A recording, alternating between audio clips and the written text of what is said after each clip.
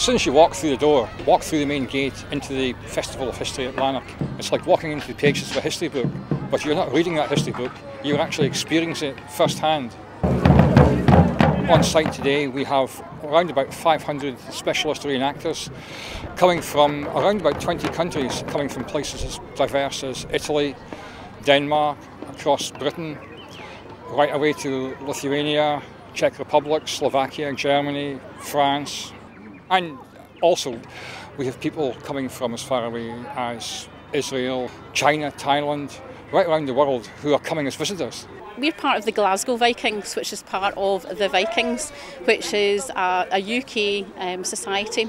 It's the oldest and largest Dark Age reenactment society in the UK and has up to about 1,000 members in the UK itself. Today, the Glasgow Vikings, we have 50 members, so everybody's here. It's a nice local show. We are in the arena twice and we're doing some skirmishes, and what we're trying to do is tie in some local history. Lanark was very famous back in the 10th century. There was a parliament here, you know, it was a busy trading place and town, so there's quite a lot of history around here before we get to, you know, the medieval times with Wallace as well. So, you know, it's a special place in history, Lanark, and you know, it's great to bring that back alive for everyone. There are always things to discover about your local history, and we hope an event like this will tell you more, maybe give you insight into the hidden facts that you didn't know about, and not only learning about it, but you can learn on it in a hands-on experience. You can come and speak to the reenactors who will tell you about the history of the area, the history of Scotland, and will let you handle and maybe take part in some of the activities. What we call this is living history, and quite a lot of what we do is experimental. You try things, you know, sometimes it's not written down, so you try it out. Like, for example, the lamb and the spit behind us. You know, we've read about it, so this is us trying it to see how it works, and it's working beautifully. And it's the same with most of the things that we're wearing. We do all the research into it, and then we try it out, and we try to make sure everything is as accurate as, you know, we look back to archaeological finds to make sure everything that we have is as accurate as possible. But that's what it's about. It's about bringing it alive for people so they can come and touch it, feel it, and smell it, and talk to people that know about the periods that are being portrayed. As I said, the weapons we're using are exact replicas. There are different kill zones on the body, and our warriors have to take the kill hits in order.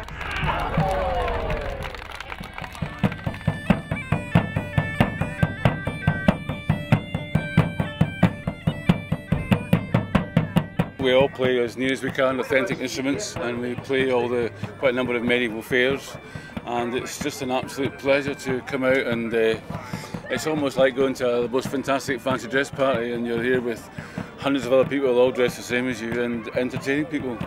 And you can see that with the way people come up with cameras, and they come straight up to you, and they're kind of like almost like they're using their camera to kind of like grab a little bit of the past. We're competing for the Lanark Silver Arrow, which is shot for every year at this festival. It's a long arrow, and you get an arrowhead made of solid silver as the prize.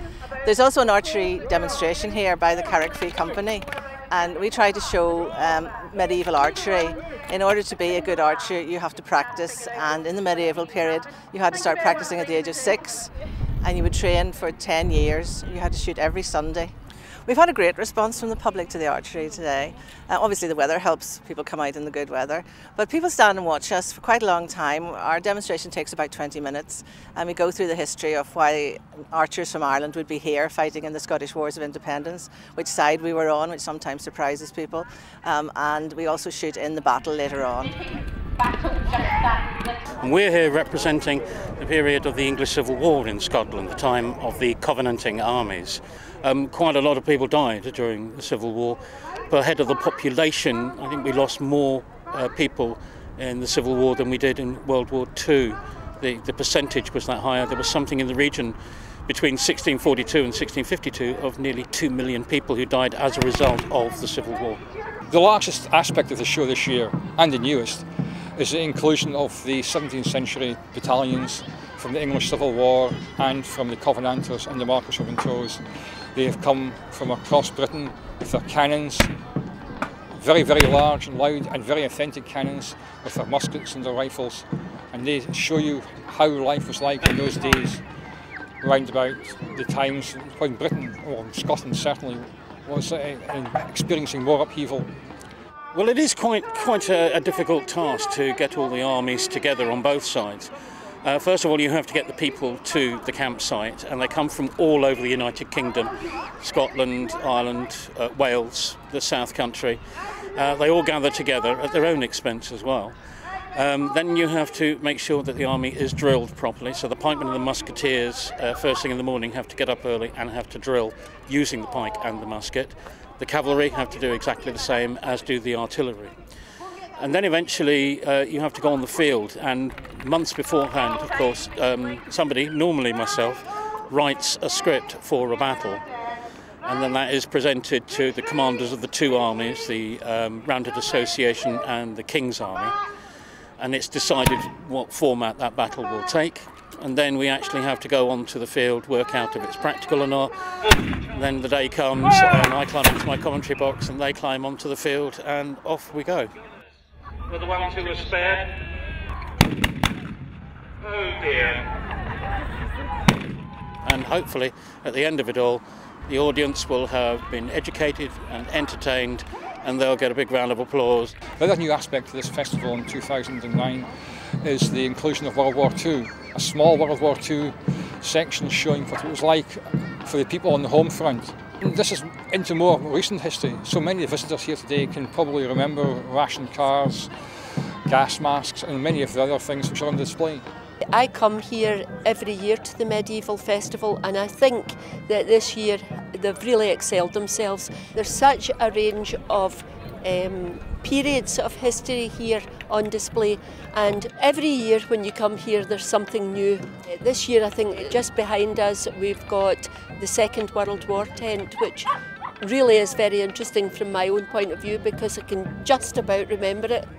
This is our first time at Scotland's Festival of History, and we're trying to recreate the Second World War setting.